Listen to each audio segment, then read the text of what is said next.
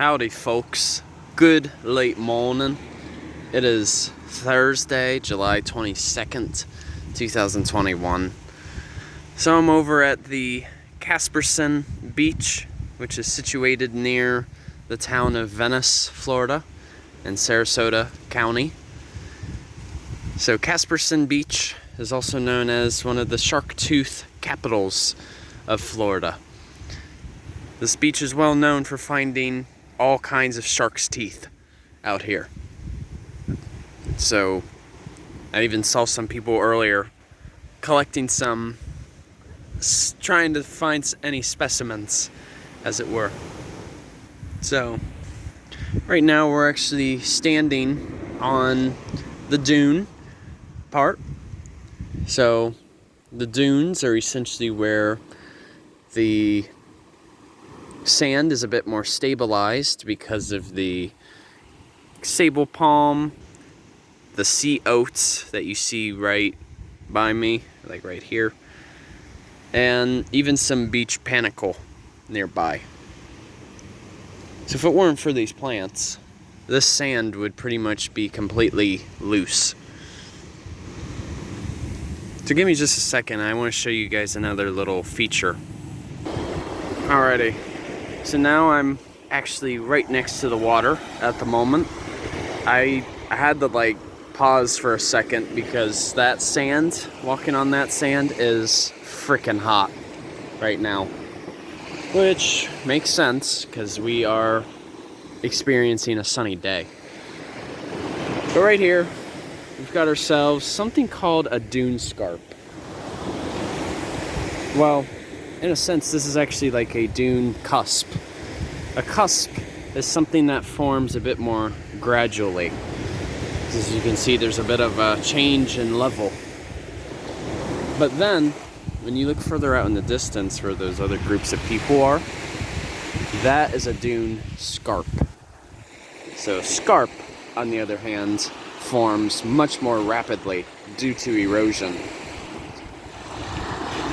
And then, of course, where we see some of our seaweed and our mangrove propagules and other various mollusk shells, that forms our rack line, also spelled W-R-A-C-K. That's usually the barrier between where the water washes up and to where the actual dunes begin.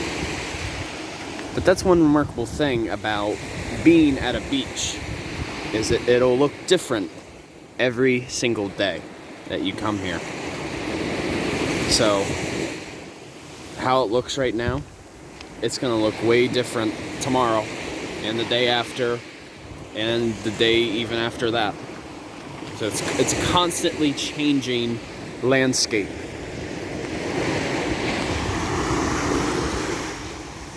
And you can actually see, well, I can see it. I don't think you guys can as much.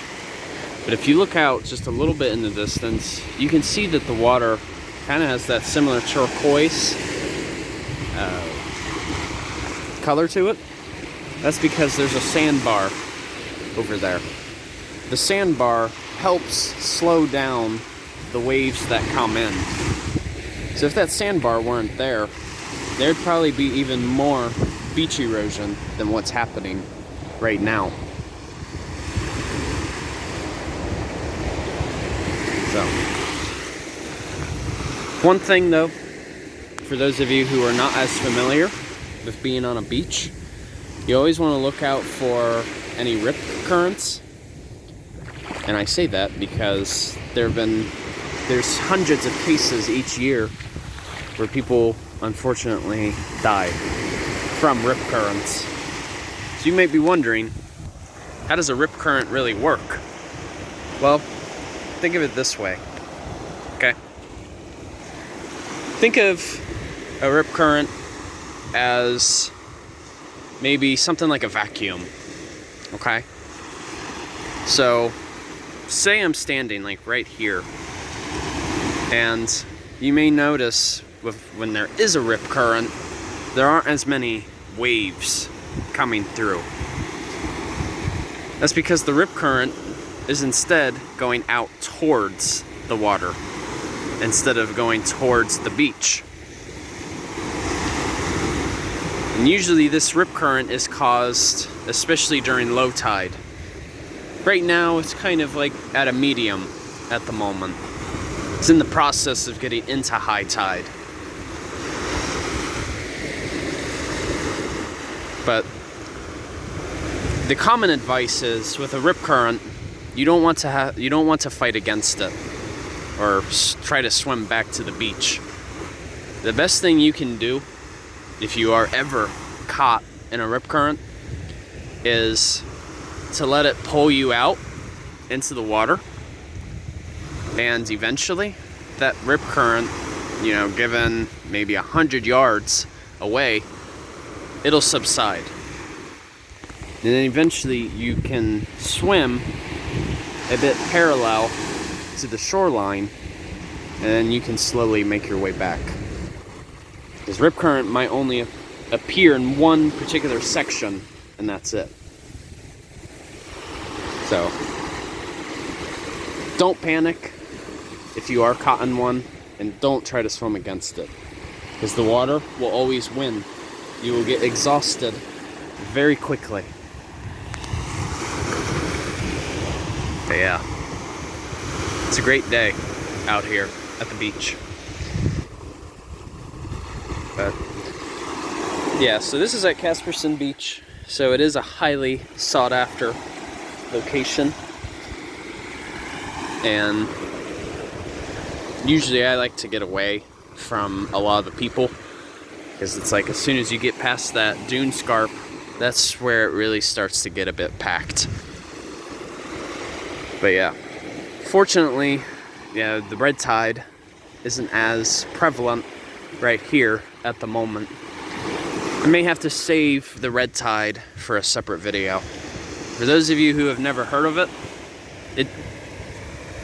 it refers to a harmful algal bloom that happens by a dinoflagellate called Carenia brevis. And these algae tend to produce this brevitoxin that can be in the water and in the air. So if I was actually at a beach with the red tide, I would be coughing, I would have eye irritation, I probably wouldn't be able to do this video. But you may also be wondering too, you know, some of that sea foam that you see in the water, you might be wondering, you know, is it pollution that's causing that? That's not always the case. The ocean is always full of microorganisms, especially plankton, which is like our primary producers. Kind of equivalent to our plants. And what they do is the waves, they tend to pulverize them, and then upon pulverization, you'll see, that's just a fancy way of saying turbulence. You'll see their fat deposits too. And with those fat deposits, that's how you can sometimes see the sea foam. It happens every now and then, but you'll see more of it, especially when it gets into the drier season. So you could say we're mostly looking at bubbles right now. But every now and then you will see sea foam as well.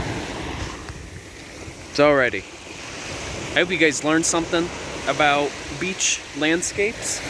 You know, the beach landscape, there is quite a bit that goes to it. And as always, you know, it just feels good to be near it once again. Embracing my Aquaman side, as it were. It's alright, mates. Hope all of you enjoy your Thursday, and Journey on a Journey is outwards. Take care, folks. Just the last piece of scenery. Take care, you guys.